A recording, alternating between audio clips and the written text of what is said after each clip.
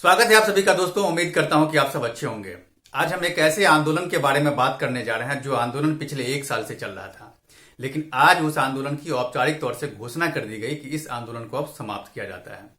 आप सही सोच रहे हैं, हम किसान आंदोलन के बारे में ही बात कर रहे हैं, क्योंकि ये आंदोलन पिछले 1 साल से चल रहा था और आखिरकार किसान नेताओं ने आज एक बैठक की और उस बैठक में यह तय किया गया कि इस आंदोलन को अब खत्म किया जाए। इसके बाद एक प्रेस कॉन्फ्रेंस किया गया और इस प्रेस कॉन्फ्रेंस के माध्यम से सभी किसान नेताओं ने यह कहा कि सरकार से उनकी जितनी भी मांग थी उन सभी मांगों को सरकार ने मान लिया है। तो अब कोई वजह नहीं रह गई है कि हम इस आंदोलन को कंटिन्यू करें। इसीलिए सभी किसान नेता का यह कहना था कि अब इस आंदोलन को हम खत्म कर रहे हैं। लेकिन उन्होंने यह भी कहा कि अगले 15 जनवरी को एक समीक्षा बैठक करेंगे सभी किसान नेता बैठ करके, और ये जानने की कोशिश करेंगे कि सरकार ने जितनी भी मांग को माना है उन सभी मांग पर वो काम कर रही है या नहीं। अगर उन्हें लगेगा कि सरकार मांगे तो मान ली है लेकिन उस दिशा में एक भी कदम आगे नहीं बढ़ाया, तो फिर से इस आंदोलन को वो कंटिन्यू करेंगे। लेकिन उन्होंने ये जताया है कि उम्मीद जताई है कि ये आंदोलन अब खत्म हो गया है और सरकार उनकी मांग को मान लेगी।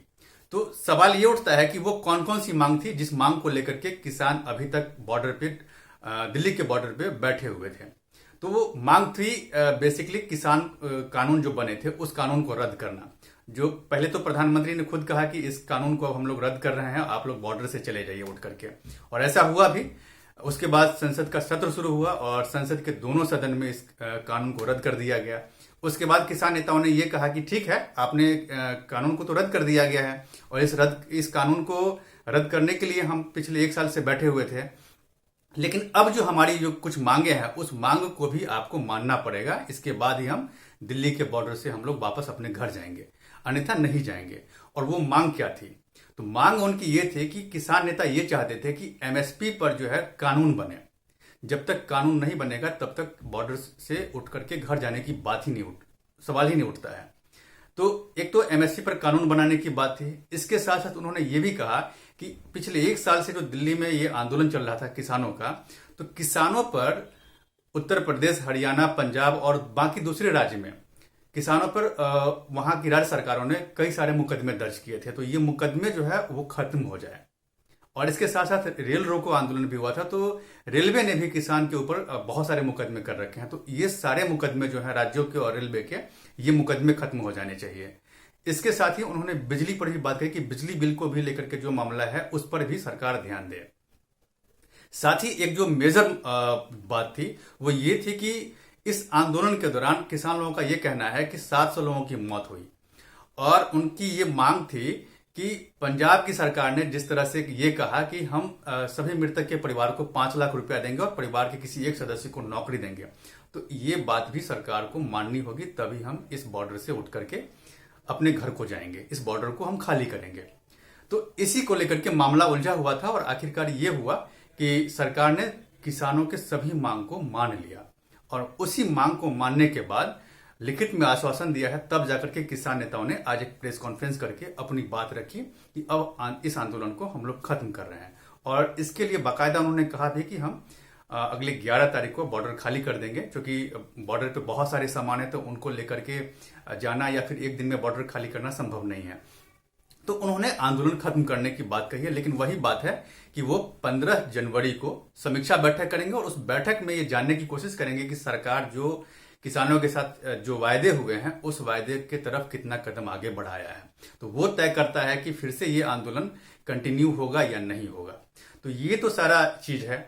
इसके ऊपर एक्सपर्ट भी लगातार ये कहते आ रहे थे कि जो केंद्र की सरकार ने जो तीनों कानून है उसको वापस जो लिए हैं उसके पीछे सिंपल सा रीजन ये है कि जो 5 स्टेट में चुनाव होने वाले हैं और बीजेपी को कहीं ना कहीं ये लग रहा है कि लग रहा था कि अगर ये कानून वापस नहीं लिए गए तो उनको नुकसान उठाना पड़ सकता है। और ये बात भी सही थी कि वेस्टर्न यूपी के जो किसान थे वो बहुत अच्छे खासे नाराज थे और वेस्टर्न यूपी ही वो पार्ट था जो 2019 में या फिर 2017 के चुनाव में अच्छा खासा वोट देकर के, अच्छी खासी सीट देकर के बीजेपी को सत्ता में भेजी थी।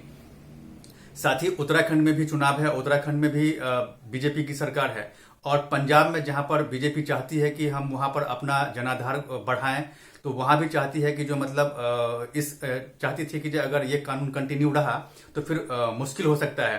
तो इन सभी चीजों को देख करके बीजेपी ने ये सोचा कि अगर ये कानून अगर नहीं रद्द किए और किसान जो है इसी तरह से बॉर्डर पे बैठ के आंदोलन करते रहें तो इसका खामियाजा उनको भुगतना पड़ेगा।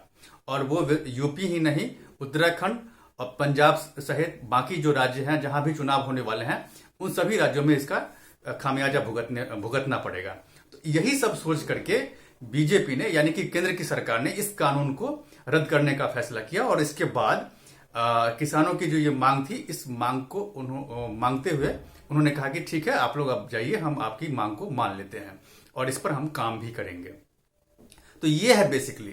तो अब क्या है कि बीजेपी के साथ या फिर बाकी जो दूसरी पार्टियां हैं उनके साथ भी एक अभी मौका है कि आंदोलन खत्म हो गया।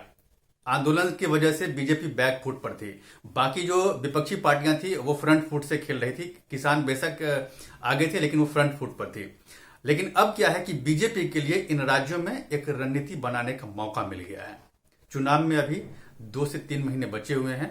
अभी जो है बीजेपी आराम से इन राज्यों में अपनी रणनीति बनाएगी कि कैसे फिर से इस आंदोलन